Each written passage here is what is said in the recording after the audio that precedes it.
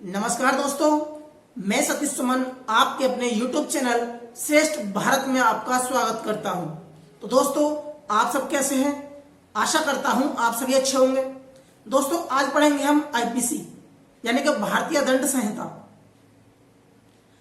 हालांकि हम इसकी वीडियो 5-6 वीडियो पहले पढ़ चुकी हैं, जिसमें आपको बताया जा चुका है कि यह भारतीय दंड संहिता क्या है। यानी कि इसमें ऐसे कानून हैं जो ये बताते हैं कि कौन सा अपराध है, क्या उसके दंड है। तो आज हम पढ़ेंगे उसके उलट, यानी कि अपराध है लेकिन वो दंडनीय नहीं हो। अपराध होने के पर भी जो दंडनीय न हो उन्हें कहते हैं साधारण अपराध। तो हम आज करेंगे उनके बारे में बात जिनका के नाम है साधारण अपराध। साधारण अपराध भारतीय दंड संहिता में अध्याय 4 में दिए गए हैं, जो कि सेक्शन 76 से लेकर 106 तक वर्णित है। सबसे पहली जो धारा है उसमें पढ़ेंगे हम 76, जो बताती है कि तथ्य की भूल क्या है, यानी कि मिस्टेक ऑफ फैक्ट क्या है। जिसमें कहा गया है कि कोई भी बात अपराध नहीं है जो ऐसे व्यक्ति द्वारा किए जाए जो विधि द्वारा आबद्ध हो। यानी कि कोई भी बात अपराध नहीं है जो ऐसे व्यक्ति द्वारा किया जाए जो विधि द्वारा आबद्ध हो। तो पहला क्या है कि विधि द्वारा आबद्ध हो। दूसरा कि भले ही विधि द्वारा आबद्ध न हो लेकिन तथ्य की भूल के कारण वो अपने आप को विधि द्वारा आबद्ध समझता हो। तो पहला पॉइंट क्या है कि विधि द्वारा आबद्ध हो। दूसरा क्या है कि बेशक विधि द्वारा आबद्ध न हो लेकिन तथ्य की भूल के कारण वह खुद को विधि द्वारा आबद्ध समझता हो। हम जानेंगे इसके बारे में और उदाहरण से लेते हैं। जैसे कि कोई जंगल है, जंगल के पास एक झोंपड़ी कह ले या एक आदमी गया, तो उसको रात के 12 बजे कुछ लोग नाचते नजर आए। कुछ लोग नाचते नजर आए तो उन्होंने समझा ये भूत हैं, क्योंकि वहां कोई इंसान होने के बारे में नहीं सोच सकता था कि उस जंगल में और कोई इंसान इतने रात के 12 बजे हो सकता है। तो उसने भूत समझकर उन पर एक फायर कर दिया, गोली चलाई, जिसमें कि बाद में जानकारी हुई कि उससे एक आदमी की मृत्यु हो गई। तो ये क्या है? ये क्या है? मिस्टेक ऑफ फैक्ट है, तथ्य की भूल है। वो यह नहीं जानता था कि वहां कोई आदमी हो सकता है। दूसरा इसमें क्या है कि वहां जो इंसानी बस्ती होने के बारे में भी जानकारी नहीं थी कि वहां इंसानी बस्ती हो भी सकती है। यानी कि पूरा उसमें कोई इंसान रहता ही ना हो और अचानक कोई इंसान आ जाए और वो डांस करने लग जाए। तो उसने क्या समझा कि ये भूत है और भूत समझकर उस पर गोली चला देता है, जिससे कि एक आदमी की मृत्यु हो जाती है। तो वो कानून की निगाह में अपराधी नहीं माना जाता, यानी कि उसे साधारण अपराध का लाभ मिलेगा और वो बरी हो सकता है। ठीक है दोस्तों। और उदाहरण दूसरा इसमें है कि कोई हमें एक वारंट मिला। वारंट कहां से मिला? कोर्ट से एक वारंट मिला कि तुम्हें एक रमेश नाम के व्यक्ति को पकड़कर लाना है, यानी गिरफ्तार करना है। अब एक सिपाही जाता है वारंट लेके रमेश नाम के आदमी को पकड़ने के लिए। तो एक आदमी वहां खड़ा था, उसने ये जान लिया कि ये रमेश है। उसने ये जान लिया या रमेश है, या यूं कह दे क्या किसी आदमी ने उसे इंगित कर दिया कि वो रमेश है। तो उसे ऐसा मालूम हुआ कि ये रमेश है। उसको पकड़कर मजिस्ट्रेट के सामने पेश कर देता है, उसे अरेस्ट करके। बाद में जो व्यक्ति अरेस्ट हुआ था, यानी कि जो रमेश नहीं था, मान ले के ले जो सुरेश था, तो सुरेश उस पुलिस वाले पर केस करता है कि इसने मुझे बिना के मेरे अपराध होते हुए भी मुझे अरेस्ट कर लिया। लेकिन जो वकील है, जो जज है, उस पुलिस वाले को बरी कर देता है, क्योंकि उसने जो कार्य किया था, पहली बात तो वो विधि के आबद्ध होने पर किया था, क्योंकि उसके पास एक वारंट था।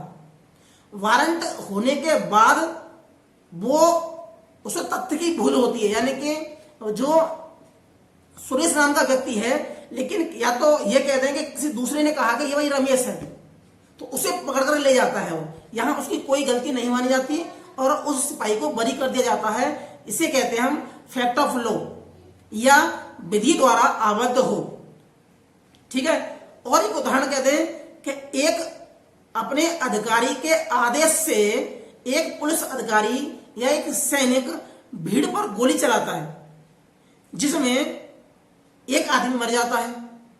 तो यहां गोली चलाने वाले ने कोई अपराध नहीं किया क्योंकि वो विधि द्वारा आबद्ध है, क्योंकि उसके पास एक आदेश आया है ऊपर से, यानी कि जो उच्च अधिकारियों द्वारा उसे एक आदेश दिया गया कि भीड़ उग्र हो चुकी है और उस पर गोली चलानी है। तो उग्र भीड़ पर वो गोली चलाता है जिससे कि एक आदमी की मृत्यु हो जाती है। बाद में उस आदमी के परिजन उस पर 302 यानी हत्या का मुकदमा दर्ज कराते हैं, मामला कोर्ट में जाता है। तो अपने बचाव में जो पुलिस वाला है या सैनिक है वो अपने बचाव में यही कहता है कि साहब मैं विधि द्वारा आबद्ध हूं, यानी कि मुझे जो गोली चलाने का आदेश मिला है वो आदेश मेरे उच्च अधिकारियों द्वारा दिया गया है, यानी कि मेरी इनसे कोई भी इंटेंशनली दुश्मनी नहीं है। ठीक है दोस्तों, तो ये है हमारा विधि द्वारा आबद्ध होना। दूसरी चीज है विधि यानी कि मिस्टेक ऑफ फैक्ट, और दूसरा है मिस्टेक ऑफ लॉ यानी कि विधि की भूल। तो हमारे कानून में विधि की जो भूल है वो उसके लिए माफी नहीं दी जा सकती। सिर्फ आपको अगर तथ्य में भूल हुई है तो आपको माफी मिल सकती है, लेकिन आपको अगर विधि में भूल हुई है तो उसे माफी नहीं मिल सकती।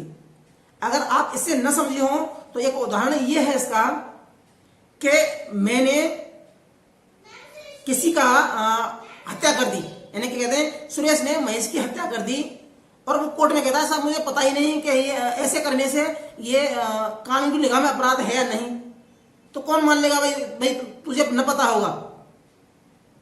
तो यही है कि विधि द्वारा आबद्ध विधि की जो भूल है वो आपको क्षमा योग्य नहीं है, उसमें आपको जेल होगी। कल आप जा रहे हैं, कल को मुझ पर मैं गाड़ी चला रहा हूं या मुझ पर डीएल नहीं है तो पुलिस पकड़ेगी मुझे, और पुलिस पकड़ेगी तब मैं कहूंगा मुझे पता ही नहीं चला या मुझे जानकारी नहीं है कि गाड़ी चलाने के लिए डीएल की जरूरत पड़ती है। तो इस बात को कोई नहीं मानेगा कि आपको इस बात की जानकारी नहीं है कि गाड़ी चलाने के लिए एक डीएल की जरूरत पड़ती है। ठीक है दोस्तों, तो ये क्या है विधि की भूल। बेशक आपको जानकारी हो या आप झूठ कह रहे हो फिर भी आपको कोई रिहाई नहीं मिलेगी, क्योंकि हमारे कानून में वर्णित है कि जो विधि की भूल है वो क्षम्य नहीं है, माफी योग्य नहीं है, आपको सजा होगी। लेकिन तथ्य की भूल है वो माफी योग्य है, क्षम्य है, आपको सजा नहीं मिलेगी, उसे बचाव आपका हो सकता है, वो साधारण अपवाद में आता है। तो क्या है विधि की भूल माफी योग्य नहीं है, इधर तथ्य की भूल माफी योग्य है। ठीक है दोस्तों, इसमें है जो 77 में एक जो सेक्शन है उसमें कहा गया है कि न्यायिक कार्य करते समय न्यायाधीश का कार्य। तो 76 में क्या है, 76 में है कि विधि की भूल, 76 में क्या है विधि की भूल, और 77 में है कि न्यायिक कार्य करते समय न्यायाधीश का कार्य। यानी कि अगर न्यायाधीश कानून के दायरे में आकर किसी मुलजिम को फांसी की सजा या उम्र कैद या कोई भी कैद देता है तो वो क्या है वो भी विधि के द्वारा आबद्ध है। उसने जो कार्य किया वो कानून के दायरे में रहकर किया, यानी उससे कोई भी दुश्मनी और नहीं है। तो ये भी क्या है, ये भी बात अपराध नहीं है, ये भी साधारण अपवाद माना जाता है जो कि धारा 77 में आता है। जो 78 धारा है वो कहती है कि जो न्यायाधीश के आदेश या न्यायालय के आदेश पर किया गया कार्य, यानी कि न्यायाधीश ने आदेश दिया कि हमें एनकाउंटर करना है किसी का, ठीक है, या एनकाउंटर करने का आदेश ना हो, या हमें कोई घर फोड़ना है या घर तोड़ना है या कोई भी आदेश दिया हो या कोई पकड़ना है और पकड़ने में मुठभेड़ हो जाती है, तो जो आदेश जो हमें मिला, जो हमने काम किया, वो काम किया न्यायालय के आदेश के अनुरूप, और उसमें वो बात अपराध नहीं मानी जाती। तो पहला क्या है 76 क्या है, तथ्य की भूल। कोई भी बात अपराध नहीं है जो ऐसे व्यक्ति द्वारा किया जाए जो विधि द्वारा आबद्ध हो या विधि द्वारा आबद्ध न हो, लेकिन वो खुद को तथ्य की भूल के कारण विधि द्वारा आबद्ध समझता हो और वो कार्य सद्भावना पूर्वक किया गया हो। ठीक है। जो 76 क्या कहता है कि न्यायिक कार्य करते समय न्यायाधीश का कार्य, अगर न्यायाधीश किसी आदमी को फांसी की सजा दे देता है तो जो फांसी हुई है उसके घर वाले न्यायाधीश पर केस नहीं करेंगे, साहब आपने हमारा आदमी मार दिया। जो 78 धारा है वह कहती है कि न्यायालय के आदेश के अनुरूप किया गया कार्य, यानी कि जो न्यायाधीश ने आदेश दिया कि इसको फांसी की सजा हो, मृत्युदंड हो, और जो जल्लाद होता है उसने उसको मृत्युदंड दे दिया, तो उसके फांसी होने वाले के घर वाले उस जल्लाद पर केस नहीं करेंगे कि आपने हमारे बेटे को, भाई को, किसको जो भी है उसको मार दिया, यानी हत्या की। तो वो जो काम, जल्लाद का काम क्या है? जल्लाद का काम यह है कि आदेश के, न्यायालय के आदेश के अनुरूप किया गया कार्य है 78। ठीक है दोस्तों, ये है हमारी 3 धारा। तो आज के लिए सिर्फ इतना ही, आगे मिलते हैं अन्य धारा के साथ। ठीक है दोस्तों, जय हिंद, जय भारत।